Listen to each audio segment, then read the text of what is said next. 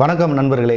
மைவி3 பற்றி புதுசாக ஒரு தகவல் வந்து வாட்ஸ்அப்பில் வந்து பரவலாக போய்கிட்டு இருக்கு. அது என்ன அப்படின்னு பார்த்தீங்கன்னா, V3 அப்படின்னு போட்டு WE3 அப்படின்னு போட்டு V3ன்னு போட்டு அதுக்கு ஒரு லோகோ ஒன்று டிசைன் பண்ணி இதில் வந்து புதுசாக வந்து உருவாக போகுது. இதில் வந்து MD, புதுசாக director, board members, authority member இதெல்லாம் வந்து தேர்ந்தெடுத்து அந்த அறிமுக கூட்ட விழாவில் வந்து எல்லாத்தையும் அறிவிப்பாங்க அப்படின்னு சொல்லி ஒரு நியூஸ் ஒன்று வாட்ஸ்அப்பில் வந்து பரவலாக போய்கிட்டு இருக்கு.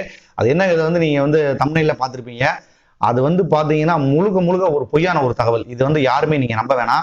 ஒரு நிர்வாகத்துல வந்து ஒரு MD இருக்காருன்னா அவர் வந்து சைன் பண்ணி நான் இல்லைன்னு சொன்னதுக்கு அப்புறம் தான் புதுசா வந்து அதை விலைக்கு யாராவது வாங்கி நடத்துறப்ப அது புதுசா ஒரு MD உருவாக்க முடியும். ஆல்ரெடி ஒருத்தர் இருக்கிறப்ப புதுசா நாங்க வந்து ஒரு MD உருவாக்க போறோம், அத்தாரிட்டி மெம்பர் உருவாக்க போறோம், போர்டு மெம்பர் உருவாக்க போறோம் அப்படின்னு சொல்லி எடுத்துறாங்க.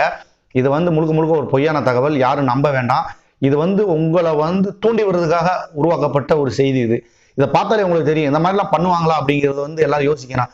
இப்போ வந்து ஒரு சில பேர் வந்து புரியாம என்ன செய்வாங்கன்னா, இந்த மாதிரி அப்ளிகேஷன் வந்து மாத்துறாங்களா, புது பேர்ல வருதான், அப்ப நமக்கு வந்து பழைய ஆளுகள் அப்புறம் நம்மளை கழட்டி விட்டாங்களா, நமக்கு வந்து காசு தரமாட்டாங்களா அப்படிங்கிற வந்து ஒரு பயத்தை ஏற்படுத்துறதுக்கு இதை பண்றாங்க.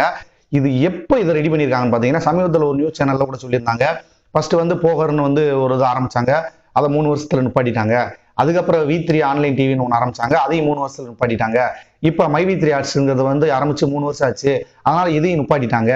இன்னி வந்து என்ன சொல்லுவாங்கன்னா, இதை நிப்பாட்டினதுனால தான் புதுசா வந்து அந்த V3 அப்படிங்கிற ஒரு அப்ளிகேஷன் உருவாக்கி அதுல போறாங்க, இதுல எல்லாத்தையுமே கழட்டி விட்டுட்டாங்க இப்படின்னு சொல்லி புதுசா ஒரு பொருளியை கலப்புறதுக்காகத்தான் இந்த வேலையை பார்த்துக்கிட்டு இருக்காங்க.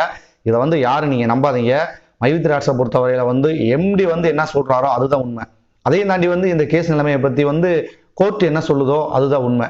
மற்றபடி வெளியில எல்லாருமே சொல்றாங்கன்னா அது வந்து அவங்களுடைய தனிப்பட்ட கருத்து. அதை வந்து நீங்க வந்து பெருசா எடுத்துக்க வேணாம். என்ன நடக்குதுன்னு வேணா பாத்துக்கோங்க, அதை நீங்க உள்வாங்கிக்கிறாதீங்க. உள்வாங்கிட்டீங்கன்னா உங்களுக்கு வந்து பெரிய மன ரீதியான ஒரு பிரச்சனையை உருவாக்கி விட்டுரும். இவ்வளவு நாள் நீங்க பொறுமையா இருந்துட்டீங்க. இப்ப சமீபத்தில் கூட பாத்தீங்கன்னா வந்து எல்லாருமே வந்து சொல்லிட்டு இருக்காங்க, அதாவது நீங்க வாங்க கம்ப்ளைண்ட் கொடுக்க வாங்க, கம்ப்ளைண்ட் கொடுக்க வாங்க அப்படின்னு. ஏன்னா கம்ப்ளைண்ட்டுடைய ஸ்ட்ரென்த்தை வந்து அதிகமாக்குறதுக்கான முயற்சி அங்கே நடந்துகிட்டு இருக்கு. ஏன்னா கம்பெனியில இருக்கிறவங்க வந்து அதிக யாருமே வந்து கம்ப்ளைண்ட் கொடுக்கல, ஒரு 2 பேர் தான் கம்ப்ளைண்ட் கொடுத்துருக்காங்க.